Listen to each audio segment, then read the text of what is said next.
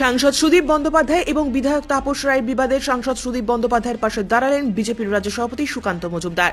বুধবার রাজ্যের লাগামহীন দুর্নীতির প্রতিবাদে রায়গঞ্জে কর্ণজোড়ায় বিক্ষোভ কর্মসূচি পালন করল উত্তর দিনাজপুর জেলা বিজেপি। এই কর্মসূচিতে উপস্থিত ছিলেন বিজেপির রাজ্য সভাপতি সুকান্ত মজুমদার, রায়গঞ্জ সাংসদ দেবশ্রী চৌধুরী, শিলিগুড়ির বিধায়ক শঙ্কর ঘোষ সহ উত্তর দিনাজপুর জেলার বিজেপি নেতৃত্ব।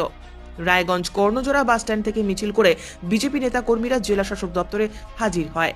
বিজেপির এই কর্মসূচিকে ঘিরে অপ্রীতিকর ঘটনা এড়াতে ত্রিস্তরীয় নিরাপত্তার ব্যবস্থা করে রায়গঞ্জ জেলার পুলিশ। জেলা শাসক করণের চতুর্দিকে র্যাব কমব্যাট ফোর্স দিয়ে মুড়ে ফেলা হয়।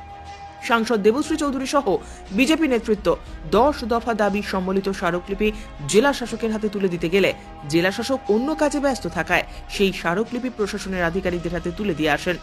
কর্মসূচি শেষে রাজ্য সভাপতি সুকান্ত মজুমদার সাংবাদিকদের জানিয়েছেন, লোকসভা নির্বাচনে বিধায়ক তাপস রায় সুদীপ বন্দ্যোপাধ্যায়ের কেন্দ্রে প্রার্থী হতে চাইছেন। সেই কারণেই সাংসদ সুদীপ বন্দ্যোপাধ্যায়ের সঙ্গে তাপস রায়ের বিবাদ শুরু হয়েছে।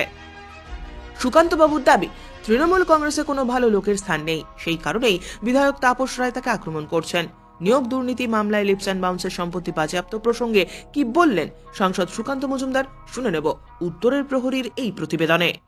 এই যে আজকে মানে একজন তাপস রায় ওখান থেকে দাঁড়াতে চায়, সেই জন্য সুদীপদাকে ল্যাং মারার চেষ্টা করছে। আর সুদীপদা এখন বয়স হয়ে গেছে, কি করবে বেচারার, তাই ঘুরে ঘুরে বেড়াচ্ছে এদিক ওদিকে। তৃণমূল কংগ্রেসে কোনো ভালো লোক থাকতে পারবে না।